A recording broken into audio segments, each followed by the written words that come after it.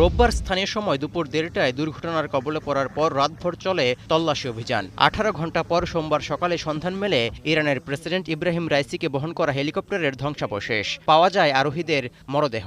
তবে মরদেহ সম্পূর্ণ পুড়ে যাওয়ায় প্রেসিডেন্ট, পররাষ্ট্রমন্ত্রী ও আজারবাইজানের গভর্নরকে শনাক্ত করা যাচ্ছে না বলে জানিয়েছে ইসলামী বিপ্লবী রক্ষী বাহিনী IRGC।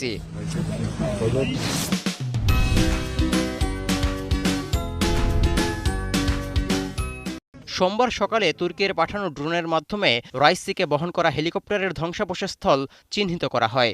তারপর সেখানে উদ্ধারকারীরা পৌঁছান বলে জানায় ইরানের রেড ক্রিসেন্ট।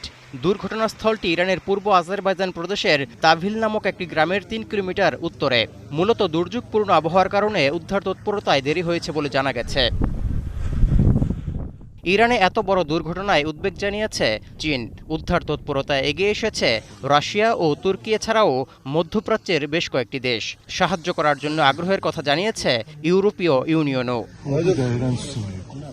আজারবাইজানের সীমান্তবর্তী এলাকায় একটি জলাধার প্রকল্পের উদ্বোধনের পর তারবিজে ফেরার পথে ইরানের প্রেসিডেন্টকে বহন করা হেলিকপ্টারটি দুর্ঘটনার কবলে পড়ে। রাষ্ট্রীয় সংবাদ মাধ্যমগুলো জানিয়েছে প্রেসিডেন্ট রাইসি বেল 212 মডেলের হেলিকপ্টারে ছিলেন, যা যুক্তরাষ্ট্রের তৈরি। ইব্রাহিম রাইসি মারা যাওয়ায় এখন দেশটির ভাইস প্রেসিডেন্ট মোহাম্মদ মোকবার অন্তর্বর্তীকালীন প্রেসিডেন্টের ক্ষমতা গ্রহণ করবেন। পরে 50 দিনের মধ্যে নতুন প্রেসিডেন্ট নির্বাচন অনুষ্ঠিত হবে। তৌহিদুর রহমান, এখন বিশ্ব।